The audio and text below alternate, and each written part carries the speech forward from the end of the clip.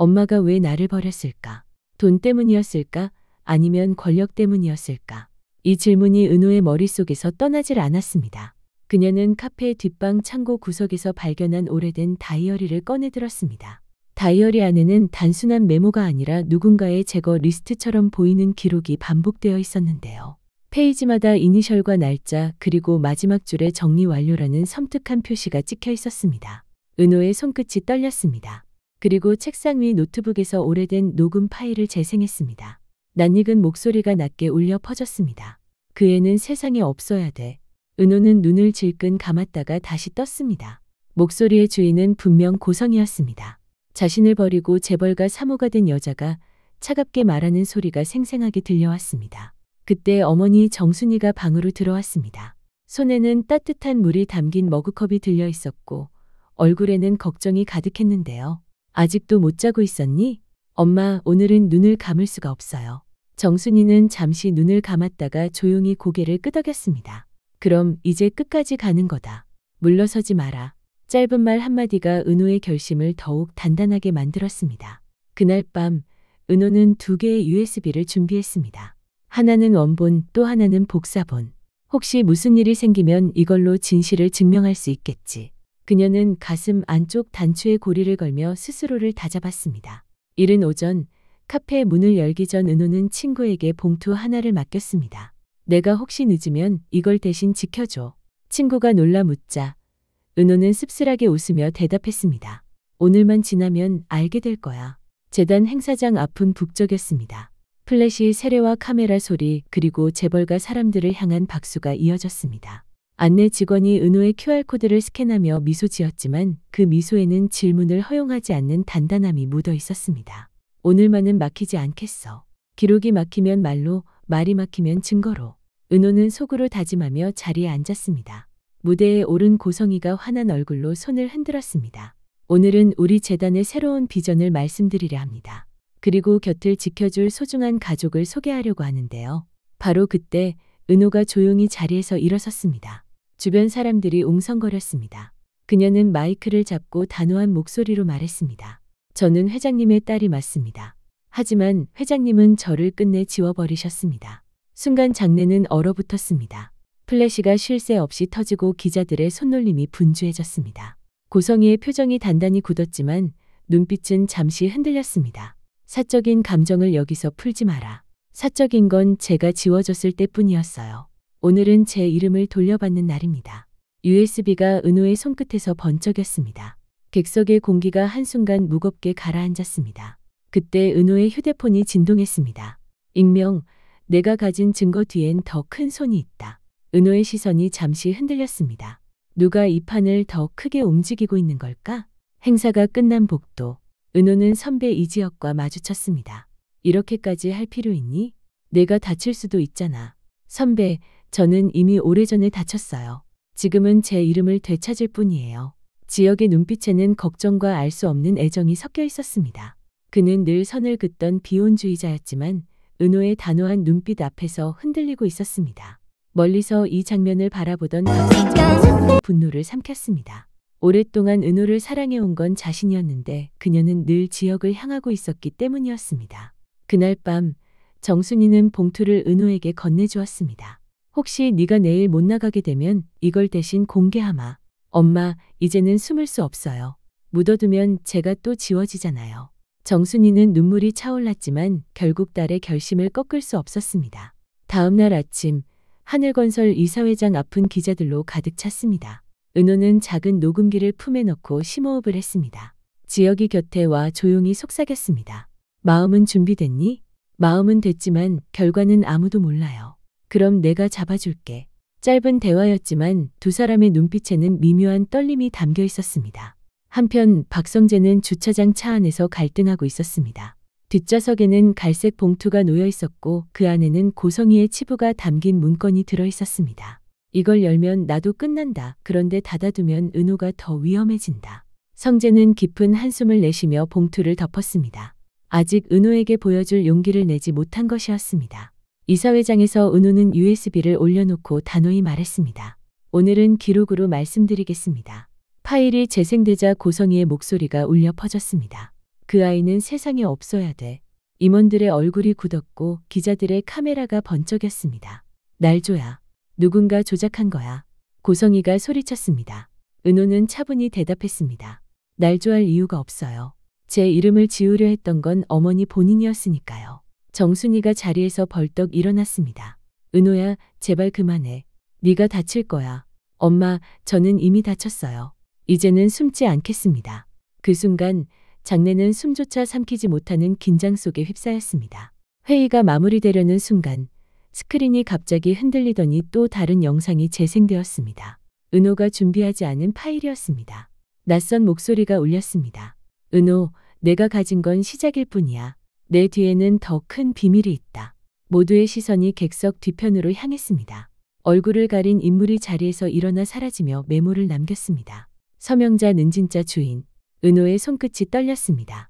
자신이 믿었던 진실마저 누군가에 의해 조종당하고 있는 걸까? 이지혁은 곁으로 다가와 말했습니다. 이제 그만하자. 네가 감당할 수 없는 싸움일지도 몰라. 선배, 이제는 멈출 수 없어요. 제 이름뿐 아니라 우리 모두의 삶이 걸려 있어요. 박성재는 참지 못하고 외쳤습니다. 은호야, 내가 다 떠안을게.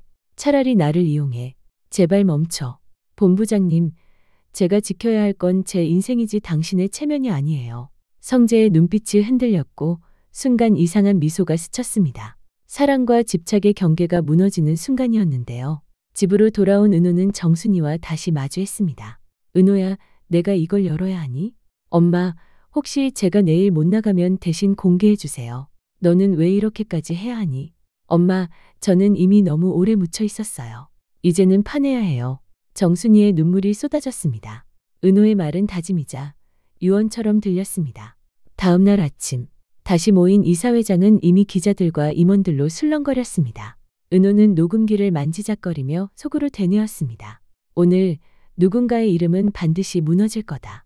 그때 휴대폰이 울렸습니다. 네가 내일 열어야 할 봉투는 따로 있다. 네가 본 건 빙산의 일부일 뿐이다. 익명의 메시지가 던진 파문은 은호의 복수를 더 큰 미궁 속으로 끌어당겼습니다. 과연 내일 은호의 폭로가 가장 먼저 무너뜨릴 이름은 누구일까요? 익명의 메시지가 남긴 말. 네가 가진 건 빙산의 일부일 뿐이다. 그날 밤 은호는 휴대폰을 쥔 채 잠을 이룰 수 없었습니다. 더 큰 비밀이라는 말이 귓가에 계속 맴돌았습니다. 자신이 준비한 증거로도 큰 파장을 일으켰는데 그 위에 또 다른 세력이 있다는 사실은 충격이었죠. 다음 날 이사회가 끝난 직후 박성재는 홀로 사무실에 남아 있었습니다. 갈색 봉투를 다시 꺼내들고 깊은 한숨을 내쉬었는데요. 그 안에는 고성이가 과거 불법 정치 자금에 연루된 자료가 담겨 있었습니다. 단순히 모녀의 갈등이 아니라 하늘건설 전체를 흔들어버릴 만한 폭탄이었죠. 이걸 공개하면 우리 집안도 끝장이다. 하지만 숨기면 은호가 죽을지도 몰라. 성재의 눈빛은 끝없는 갈등으로 흔들렸습니다. 다음 날 새벽, 지강호는 은호의 방 앞을 서성이다가 몰래 문을 열었습니다. 가방 속에 있던 USB를 꺼내려 했던 것이죠. 이거 팔면 최소 몇 천은 나오겠지. 누나보다 내가 먼저 써야 해. 하지만 들키고 말았습니다. 은호가 문을 열고 서 있던 겁니다. 강호야, 그 손 내려놔. 누나, 나도 힘들어. 맨날 비교만 당하면서 사는 게 얼마나 괴로운지 알아? 강호의 울분은 진심이었지만 은호의 눈빛은 차갑게 굳어 있었습니다. 그래서 네 욕심 때문에 또 누군가의 인생이 지워져야 해? 짧은 대화는 남매 사이에 깊은 균열을 남겼습니다. 같은 시각 고성이는 재단 사무실에서 변호사와 함께 대책 회의를 하고 있었습니다. 지은노, 내가 낳아준 은혜도 모르고 감히 날 공격해? 두고 봐. 그 애가 다시는 입을 못 열게 만들 거야. 그녀의 목소리는 서늘했고 비서들은 고개조차 들지 못했습니다. 고성이는 권력을 지키기 위해서라면 어떤 수단도 가리지 않을 준비가 되어 있었던 겁니다. 며칠 후 은호는 지혁과 성재 두 사람과 동시에 마주하게 되었습니다. 세 사람 사이의 공기는 무겁게 가라앉아 있었는데요. 성재가 먼저 말했습니다. 은호야, 제발 멈춰.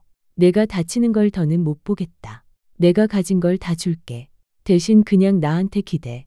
그러면 돼. 지혁은 단호하게 고개를 저었습니다. 성재야, 그건 네 욕심일 뿐이야. 은호는 네 체면을 지켜주려고 싸우는 게 아니야. 자기 인생을 지키는 거라고. 은호는 두 사람을 번갈아 바라보며 낮게 말했습니다. 두 분 다 제발 제 인생을 대신 살려고 하지 말아주세요. 저는 제 힘으로 끝내야 합니다. 그 순간 성재의 얼굴에 미묘한 그림자가 드리웠습니다.